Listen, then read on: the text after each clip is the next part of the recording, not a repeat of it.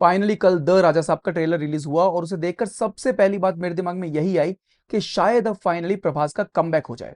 क्योंकि प्रभास की पिछली कुछ मूवीज पे अगर आप नजर डालो तो परफॉर्मेंस कोई बहुत बढ़िया नहीं रहा। पिछली 5 मूवीज में से 3 मूवीज तो जबरदस्त पिटी हैं, साहो, राधे श्याम और आदि पुरुष। और एक मूवी जो ठीक ठाक चली उसका क्रेडिट ज्यादातर अमिताभ और दीपिका पादुकोण को ही दिया जाता है। Prabhas was mostly a side character in that movie. सिर्फ एक ही मूवी ऐसी है पिछली 5 मूवीज में से, सलार चैप्टर 1, जिसमें प्रभास का रोल भी अच्छा था और वो मूवी भी जबरदस्त चली।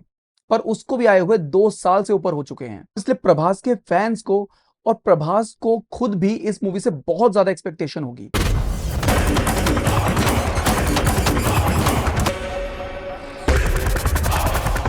राक्षस हूं।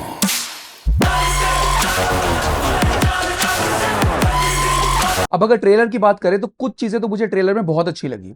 जिस तरीके से ट्रेलर को कट किया है, स्टोरी का थोड़ा सा हिंट भी दिया और काफी चीजें रिवील नहीं भी की, दैट आई रियली लाइक्ड। जो चीज समझ में आ रही है वो ये है कि प्रभास को कुछ तो डरावने सपने आते हैं, जिसके लिए या तो वो कभी साइकियाट्रिस्ट के पास जाता है जिसका रोल प्ले कर रहे हैं बमन ईरानी, या फिर तांत्रिक के पास जो कि है संजय दत्त। जिस तरह से फिल्म में हर सीन में इतने सारे पैसों को दिखाया गया है, उसे देखकर ऐसा लगता है कि कुछ तो पुश्तैनी जायदाद या प्रॉपर्टी का चक्कर होगा।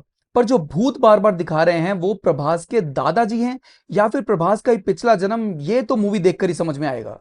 दूसरी चीज जो जबरदस्त लग रही है वो है प्रोडक्शन क्वालिटी। इतने ग्रैंड सेट्स, वीएफएक्स, सब कुछ बहुत ही बढ़िया जबरदस्त लग रहा है। वीएफएक्स दिया है डेक्कन ड्रीम्स ने, जो कि इससे पहले सलार में और केजीएफ चैप्टर 2 में वीएफएक्स दे चुके हैं और उन मूवीज में वीएफएक्स की काफी तारीफ हुई थी, तो इसमें भी हम लोग कुछ अच्छा एक्सपेक्ट कर सकते हैं। तीसरी चीज जो मुझे बढ़िया लग रही है वो है background music, and that has to be there because background music दिया है तमन ने। और रिसेंटली तमन का बैकग्राउंड म्यूजिक मैंने देखा था दे कॉल हिम ओजी में, जिसका रिव्यू मैंने किया था, उसका कार्ड मैं यहीं कहीं डाल दूंगा, तो अगर आपने वो रिव्यू नहीं देखा है तो एक बार देख लो। उसे देखकर आपको समझ में आ जाएगा कि मैं तमन के म्यूजिक का कितना बड़ा फैन हूं। अब कुछ चीजें ऐसी हैं जिन्हें लेकर मैं थोड़ा सा कंफ्यूज हूं कि पता नहीं मूवी में मजा आएगा कि नहीं आएगा। पहली चीज है कि देखो ये एक हॉरर कॉमेडी है और कॉमेडी और प्रभास की ज्यादातर आपस में बनी नहीं।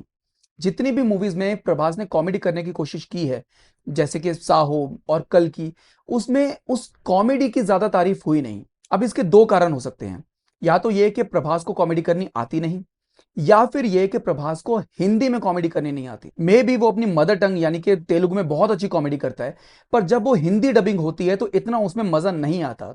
विच brings me to the second point कि यार प्रभास अपनी हिंदी मूवीज की डबिंग खुद क्यों करता है।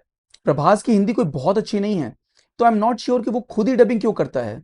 मेकर्स थोड़े से ज्यादा पैसे देकर नीनत कामत, श्रेयस तलपड़े या फिर शरद केलकर से डबिंग क्यों नहीं करवा लेते।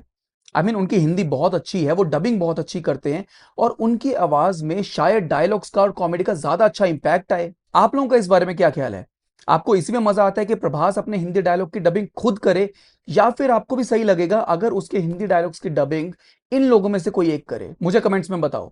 और ये भी बताओ कि आपको राजा साहब का ट्रेलर कैसा लगा। भाई मैं तो इस मूवी को लेकर बहुत एक्साइटेड हूं। फाइनली 2 बार पोस्टपोन होने के बाद ये मूवी रिलीज हो रही है अब 9 जनवरी 2026 को। तो अगर आप लोग भी मेरी तरह एक्साइटेड हो प्रभास को इस हॉरर कॉमेडी में देखने के लिए, तो इस वीडियो को लाइक करो, शेयर करो और ऐसे और रिव्यूज देखने के लिए फिल्मी फालूदा को सब्सक्राइब करो। मिलते हैं अगले वीडियो में।